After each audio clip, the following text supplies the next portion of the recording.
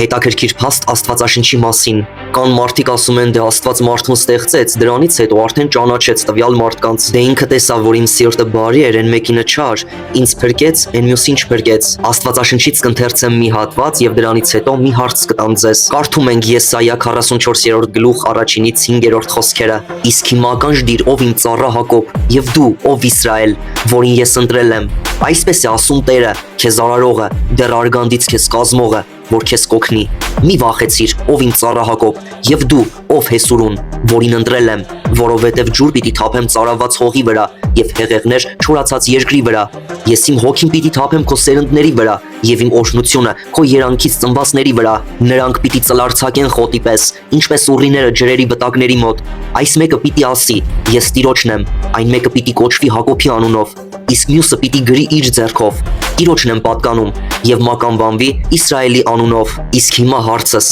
այսքան հրաշքներ գործող Աստված, միթե պիտի սпасեր մարդ մեծանա, որ նոր ճանաչի։